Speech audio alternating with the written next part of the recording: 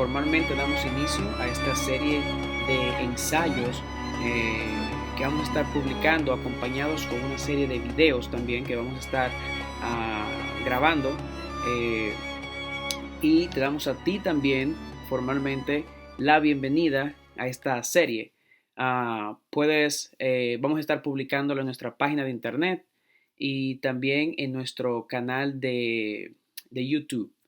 Ah, que de paso recomiendo que te suscribas al canal de YouTube o que nos escribas también por la página de internet, porque vamos a estar no solamente publicando los videos, también compartiendo los ensayos, porque en los ensayos se dan mucho más detalles, es escrito, es mucho más detallado, tiene mucho más bibliografía y tiene mucho más material académico de estudio que tú puedes consumir también para tu propio estudio personal y enriquecerte también.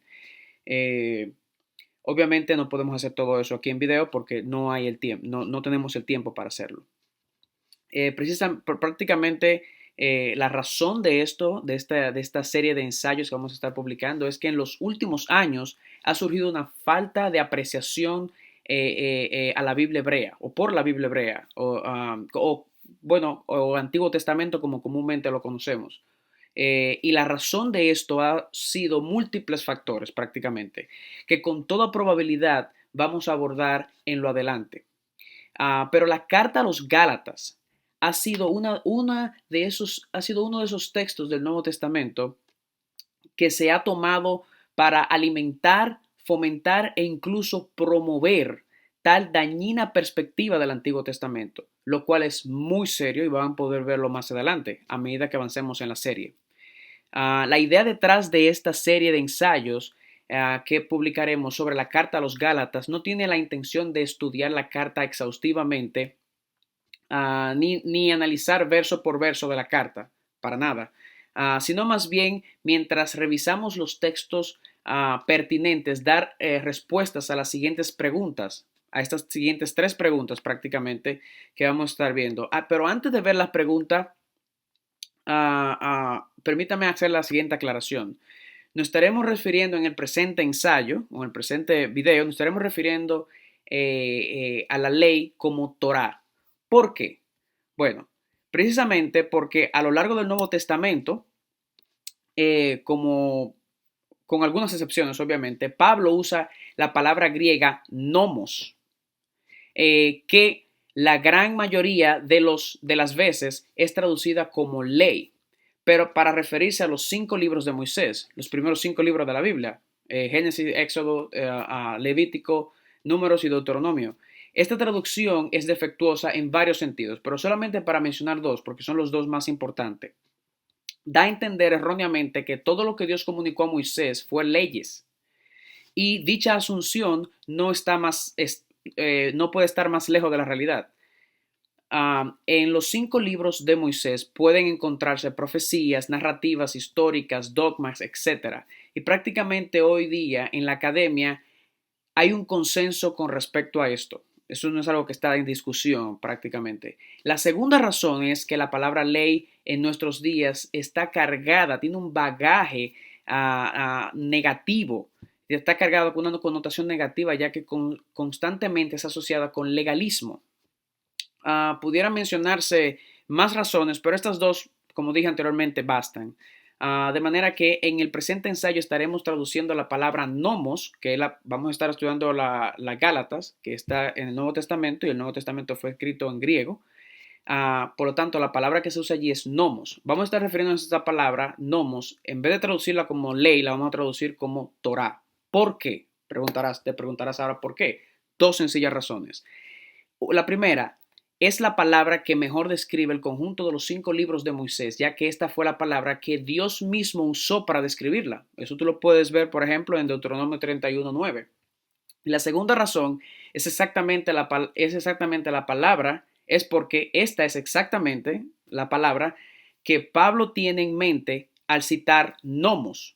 En la Biblia hebrea, ¿verdad? El Antiguo Testamento, como lo conocemos, fue traducido al griego. Y ese es el texto que Pablo está citando, ese Antiguo Testamento en griego.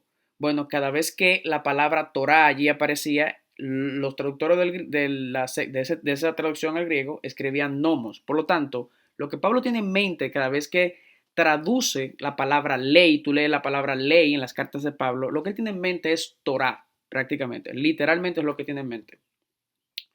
Uh, es decir, Pablo usa esto como dijimos, cada vez que usa nomos, usa lo que tiene en mente la palabra Torah y lo puedes ver comparando Gálatas 3:10 con Deuteronomio 27:26. Finalmente, una buena traducción al español de la palabra Torah sería instrucción o enseñanza. De lo contrario, sería preferible simplemente transliterarla al español como Torah. Y eso es lo que vamos a hacer. Entonces, uh, para con respecto a esta carta, prácticamente, como dijimos, no vamos a revisar verso por verso. Simplemente vamos a ver los versos pertinentes para responder estas tres preguntas. La primera pregunta, ¿aún tiene la Torá vigencia para el cristiano? Y de ser así, ¿qué clase de vigencia tiene? La segunda pregunta, ¿enseña la carta a los Gálatas que el observar o guardar la Torá es pecado? Y la tercera pregunta, ¿cómo informa esta carta nuestra lectura de las epístolas paulinas y el resto del Nuevo Testamento? Lo primero que debemos hacer para garantizar un correcto entendimiento de la carta de Pablo a las congregaciones de Galacia es entender quién fue Pablo y a cuál audiencia estaba dirigida la carta, lo cual es prácticamente el primer paso que debemos hacer. Y precisamente eso es lo que abre haciendo el capítulo 1. Hoy solamente vamos a ver el capítulo 1 brevemente. Pablo se describe en el capítulo 1 a sí mismo como apóstol y rápidamente aclara que su apostolado no es por mandato humano sino divino. Ya desde el principio de la carta, Pablo está defendiendo su apostolado, lo cual debiera informarnos para entender el resto de la misma. En palabras llanas, prácticamente, esta carta tiene como uno de sus propósitos defender el apostolado de Pablo, y es lo que él hace en los versículos del 11 al 12, cuando dice, mas os hago saber, hermanos, que el evangelio anunciado por mí no es según hombre, pues yo ni lo recibí ni lo aprendí de hombre alguno, sino por revelación de Jesucristo. Como explicamos anteriormente, es vital saber a quiénes Pablo dirige la carta y especialmente a quiénes está respondiendo en este capítulo cuando dice, me maravillo de que tan pronto hayáis abandonado al que os llamó por la gracia de Cristo para seguir un evangelio diferente, que en realidad no es otro evangelio, sino que hay algunos, esta palabra importante, reténgala ahí, sino que hay algunos que os perturban y quieren pervertir el Evangelio de Cristo. Se ha propuesto que esto era un gran número de judaizantes que habían infiltrado la congregación, pero como mismo vimos en este versículo 7, solo eran unos pocos, como decía ahí cuando lo leímos, solo que hay algunos, dice el texto. También puede ver el capítulo 5, versículo 12, donde menciona otra vez, se refiere a este grupo.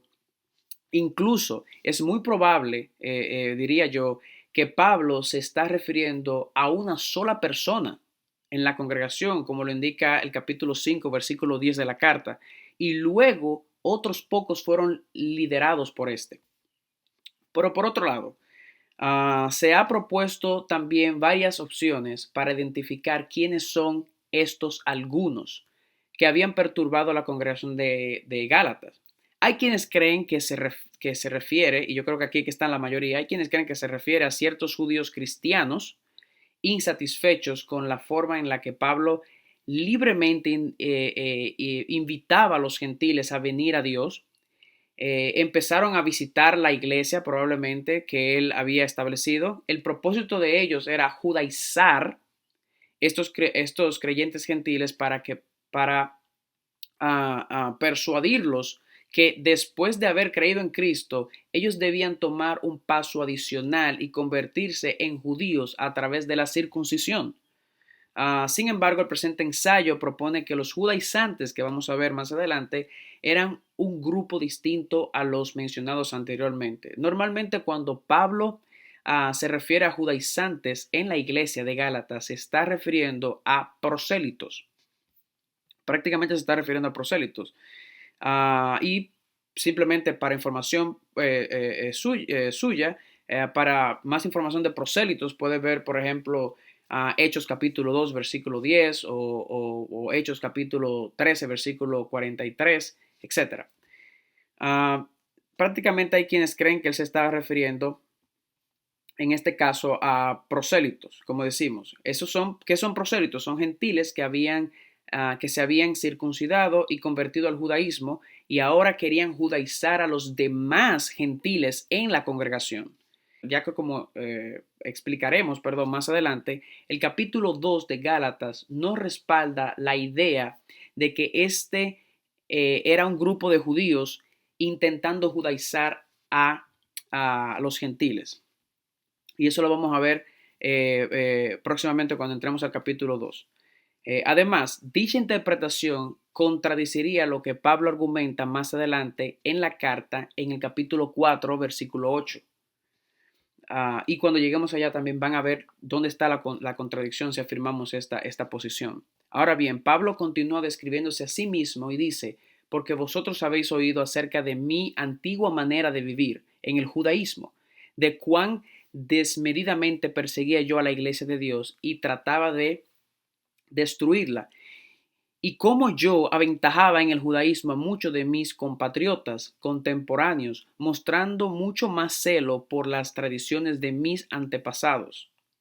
Cuando textos como este es leído, desafortunadamente y apresuradamente también, debo decir, se concluye de forma simplista que el problema de Pablo era ese judaísmo basado en la Biblia hebrea o Antiguo Testamento que practicaba él. Pero con dicha postura se ignora completamente que el judaísmo que Pablo practicaba no necesariamente reflejaba la esencia, lo que llamamos la esencia de la Torah. Y más adelante esta palabra es importante que te la grabes. Si hay una palabra aquí en toda la serie que yo te insto a que tú te grabes, es esta frase, la esencia de la Torah. Lo que Pablo vivía no reflejaba eso. Tú puedes ver la comparación de eso en el capítulo 5 de la carta, versículo 14, comparándolo con Levítico 19, 18. Por otro lado, la Torá ordena cortar de entre el pueblo a los idólatras o a los que vayan en pos de encantadores y demonios. Eso lo vemos en Levítico 26. Y esto era exactamente lo que Jesús y muchos de sus seguidores terminaron siendo considerado esto. Cuando en Juan 10, 20 se habla y se habla de Jesús y muchos de la multitud decían, él lo que tiene es un demonio, él lo que está endemoniado. Bueno, esta fama continuó y a muchos discípulos se le tildó de lo mismo. Por lo tanto, por razones similares a esta, era que Pablo perseguía a la iglesia. Él lo hacía con esto en mente. Y debo hacer un paréntesis aquí, hablando en ese celo que Pablo describe de él, es que el celo que Pablo dice que tenía mientras practicaba un judaísmo superficial, esta es otra palabra. Hay dos palabras que yo quiero que nos grabemos a lo largo de esta serie. La esencia de la Torah o esencia y lo que es la superficialidad de la Torah. Entonces, en este celo que Pablo decía que practicaba mientras él practicaba un judaísmo superficial, este celo de Pablo hubiera podido ser justificado con el celo que Fines mostró, si se acuerdan de la historia de Fines, mostró, lo podemos ver en Números 25, 7 al 8 y 10 al 11, el cual fue altamente elogiado por Dios. Este fue el Fines que con la lanza traspasó a aquel idólatra adúltero y pecador, a él y con la ramera con la que estaba en ese momento. Y se puede ser aplicado aquí porque él persiguió a este hombre y lo traspasó. Ese hombre había abrazado la misma religión pagana de esa mujer y se había acostado con esa mujer también. De manera que se pueden equivaler aquí esos celos. Pero aunque es importante hacer la salvedad que a diferencia de Pablo, el celo de Fines fue motivado por amor apasionado por Dios primeramente, porque así es que se describe allí la pasión y el amor que él tenía por Dios, que lo llevó a hacer esto y calmar el celo y la ira del Señor, y por el prójimo también, porque ya que el pueblo gemía por la muerte de 24,000 personas, eso tú lo puedes ver en Números 25:9, o sea que a diferencia de Pablo, el celo de Fines fue justificable por esas razones que doy, por ese amor hacia Dios intenso y por ese amor hacia el prójimo, porque habían 24,000 personas y contando que estaban ya muriendo. Ese necesariamente no fue el caso del celo de Pablo, y lo vamos a ver más adelante. Simplemente hago la salvedad. Sin embargo, y paradójicamente, el grupo a quien él perseguía, este es hablándose de Pablo, a quien Pablo perseguía, no eran encantadores, como la ley decía que debían ser cortados del pueblo, ni endemoniados tampoco, ni idólatras, sino judíos, sino que eran judíos, que por las enseñanzas del Mesías y la obra del Espíritu estaban observando la esencia de la Torá. Por ejemplo, ellos estaban guardando Deuteronomio 18:15, el cual dice: Nevi kirbeja, meajeja, mamoni, yakim, leja, Adonai, Eloheja, Aleph tishmaun, que se pudiera traducir literalmente: un profeta de en medio de ti, de tus entrañas, de entre tus hermanos como yo, se pudiera traducir, levantará para ti Jehová, que sería la pronunciación del nombre sagrado de Dios, Dios tuyo, a él oirás. Y no voy a abundar en cuanto a la pronunciación del nombre sagrado de Dios, aunque es un tema interesante. Simplemente voy a comentar que esta es una de las razones por la cual tú te quieres suscribir al canal, y es por el hecho de que en el ensayo tú vas a poder ver estos detalles, vas a poder entender por qué usamos esa pronunciación, y vas a poder entender también de dónde sacamos eso, y vas a incluso poder ver la bibliografía de dónde estamos sacando la información, para que tú también puedas continuar creciendo, continuar estudiando y continuar alimentándote. Así que yo te insto a que tú te suscribas al canal, y también que nos escribas en privado en la página de internet también. Por esto mismo, pero no podemos ahora desarrollar ese tema aquí. Pero simplemente hago la salvedad de eso. Continuando, es precisamente esto lo que Esteban, por ejemplo, explica en detalle previo a su martirio. Eso lo podemos ver en Hechos capítulo 7. Esteban cita este texto del Deuteronomio 18:15, y prácticamente, ¿qué estamos diciendo? Es que la esencia de la Torá, esto es lo que enseñaba: que un profeta de en medio de ti, se pudiera traducir de tus entrañas, del mismo centro de ti, de entre tus hermanos como yo, hablando del profeta Moisés, levantará para ti Jehová, o Adonai, Dios tuyo, a él oirás, a él debes oír. Y una cosa interesante es que en la cultura judía, por ejemplo, en la cultura hebrea, y en la cultura judía también, aún hoy se entiende así, de esa manera, el oír es sinónimo de obedecer, seguir a alguien, etc. O sea, a él tú vas a oír, a él tú vas a seguir, a él tú vas a obedecer. A él tú vas a seguir y obedecer. De manera que es precisamente esto lo que Esteban explica en detalle previo, como decía, a su martirio. Es decir, la Torá misma es quien prescribe que el judaísmo debía seguir los pasos que los discípulos de Jesús estaban tomando. Y en este caso, en particular, Esteban. En otras palabras, y esto es importante, los discípulos mismos no se veían como que estaban abandonando su judaísmo y abrazando otra religión completamente nueva, sino más bien que estaban siguiendo el curso prescrito ya por la Torá, entiéndase, por la Torá, inspirada por Dios y escrita por Dios. Por cuanto Pablo tenía, pero cuando Pablo, en el caso ahora de Pablo, pero cuando Pablo tiene un encuentro personal con Jesús, el Mesías, es cuando él empieza a guardar lo que llamamos la esencia de la Torá.